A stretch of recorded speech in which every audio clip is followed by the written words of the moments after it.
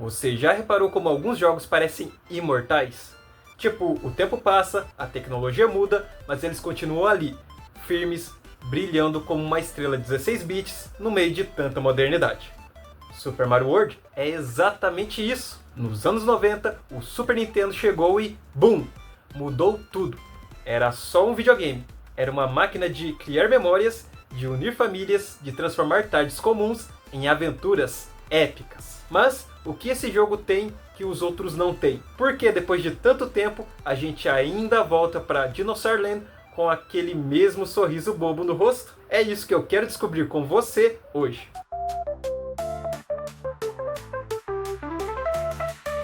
Em 1990, o NES reinava absoluto, até que o Super Nintendo chegou chutando a porta com gráficos que pareciam mágicos. Enquanto o NES trabalhava com 64 cores, o SNES trouxe mais de 32 mil. Era como passar da TV preto e branco para um pôr do sol em 4K. E o som tinha um processador de áudio dedicado. Isso significava que agora a trilha sonora podia te emocionar de verdade, ou te deixar nervoso antes de enfrentar o Bowser. Mas o SNES era mais do que tecnologia. Era status, era conexão, era aquele momento em família na sala, o cabo do controle quase esticado até cair o console no chão. E no meio de tudo isso, o cartucho que vinha junto com o console. Super Mario World. Super Mario World não era só o jogo de lançamento do Super Nintendo, era a carta de amor da Nintendo para os gamers. Mais de 20 milhões de cópias vendidas. Enquanto a SEGA tentava ser radical com o Sonic, a Nintendo dizia, ok, a gente prefere ser mágico. E cá entre nós, dá pra ser mais mágico do que sair montado num dinossauro verde que come tartarugas e cospe fogo? O jogo apresentou a Dinosaur Land, uma ilha cheia de segredos, inimigos novos e desafios que pareciam nunca acabar. Era a evolução natural que Mario representava, agora com ambição e escala épica. Um segredo que talvez você não saiba é que Yoshi quase não existiu. Pois é, acredite se quiser, Yoshi quase ficou de fora. O bichinho foi idealizado no Super Mario Bros 3, mas o NES não aguentava o tamanho do sonho. Literalmente, não tinha memória para isso. Quando o Super Nintendo chegou, Miyamoto finalmente pôde realizar o sonho de infância, colocar Mario em cima de um dinossauro. Yoshi não era só um power-up, ele era um companheiro, um amigo. Podia voar, cuspir fogo, mudar de cor e, claro, cair no abismo enquanto você pulava para se salvar. Quem nunca? Brincadeiras à parte, Yoshi foi um divisor de águas. Tanto que ganhou sua própria série depois, com Yoshi's Island, e virou um símbolo de pureza dos jogos da Nintendo.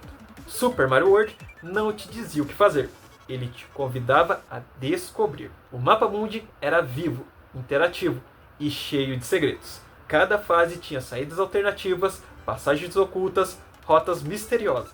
E aí vinha aquela dúvida, será que dá pra entrar ali? E se eu levar essa chave até o final? E se eu bater naquele bloco lá no alto? Esse era o verdadeiro charme do jogo, a curiosidade recompensada. As inovações de Super Mario World foram muitas. Dentre elas estão mapa mundi interativo, o primeiro do tipo, fases com múltiplas saídas secretas, Yoshi como parceiro com habilidades únicas, power-ups que mudavam o gameplay, liberdade total de exploração. E sabe o que é mais doido? Essa filosofia ainda inspira games modernos como Celeste, Super Meat Boy e até Tears of Kingdom. Tudo isso nasceu lá, em 1990. Mais de 3 décadas depois, Super Mario World continua vivo. Por quê?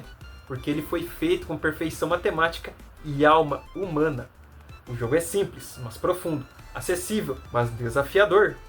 Cada pulo é milimetricamente calculado, cada fase tem ritmo, cada erro ensina. E claro, todo mundo lembra do trauma de perder o Yoshi no buraco e ouvir aquele barulhinho do abandono. A comunidade de fãs mantém o jogo vivo com hacks, speedruns e até competições globais.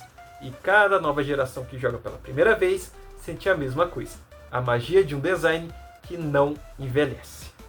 Como disse Derek Yu, criador de Spelunk, Super Mario World me ensinou tudo sobre design de níveis.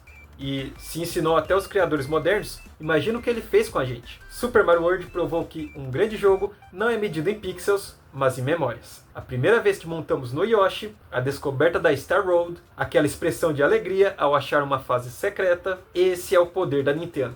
Transformar curiosidade em aventura e nostalgia em combustível. E agora, eu quero saber, qual foi a sua lembrança mais marcante com o Super Mario World? A primeira vez que zerou?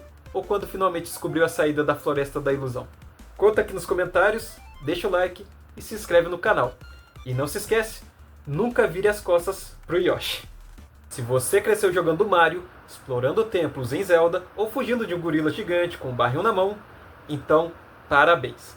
Você também foi mudado por um homem que mudou o mundo sem nem precisar sair do Japão. Mas quem é Shigeru Miyamoto?